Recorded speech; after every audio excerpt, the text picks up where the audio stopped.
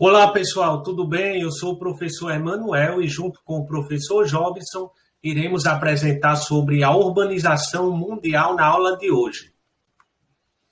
O processo de urbanização, ele ocorre quando a população urbana cresce em ritmo mais acelerado que a população rural, concentra pessoas, atividades e recursos nas cidades, fazendo surgir um modo de vida urbano.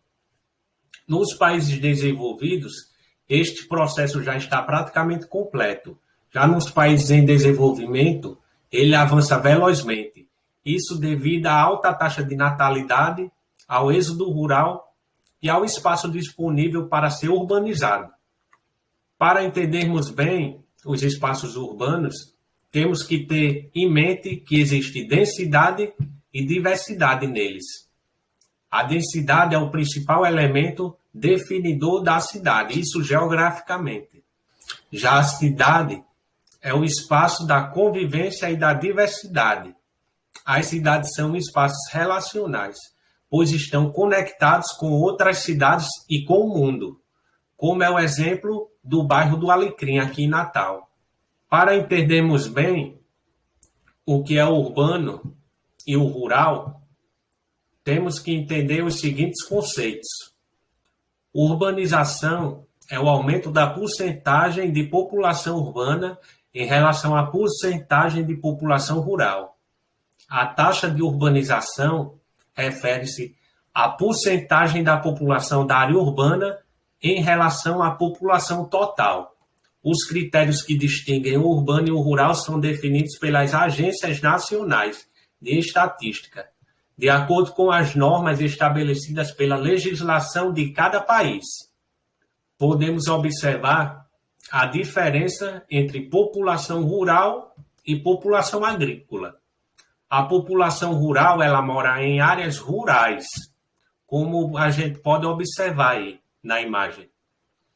Já a população agrícola, ela está diretamente ligada ao trabalho na agricultura e na pecuária. Ou seja, a população agrícola, ela tanto pode morar numa área urbana como numa área rural.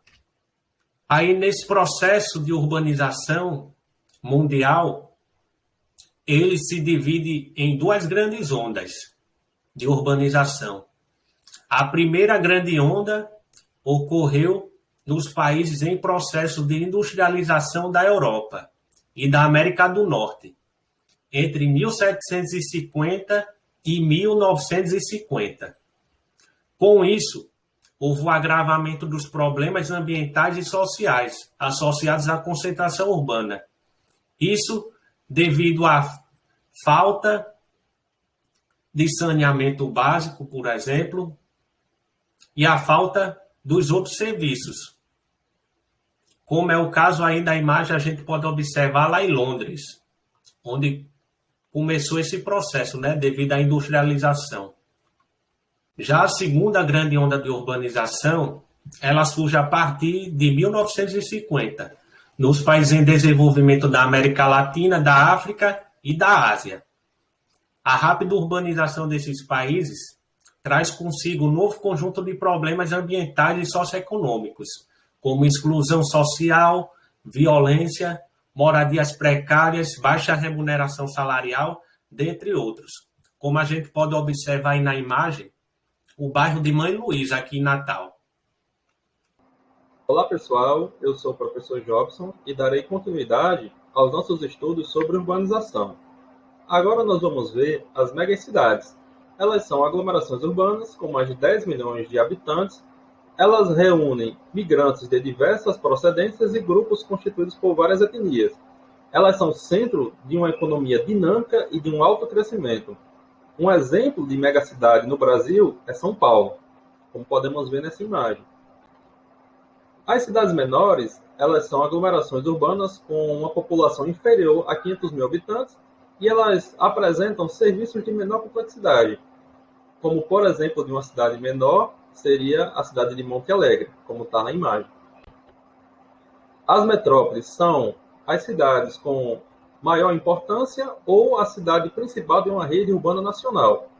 Funcionam como polos de prestação de serviços sofisticados, Exemplos de metrópoles nacionais seriam Fortaleza, Salvador, Belo Horizonte. Conurbação é um processo de expansão territorial das cidades, atravessando suas fronteiras municipais e formando manchas urbanas.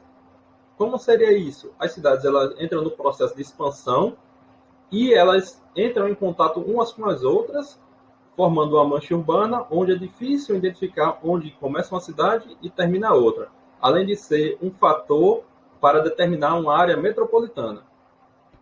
Periurbanização ocorre quando a população com a renda menor desloca-se para os arredores dos centros urbanos e comerciais, onde o custo de moradia é menor.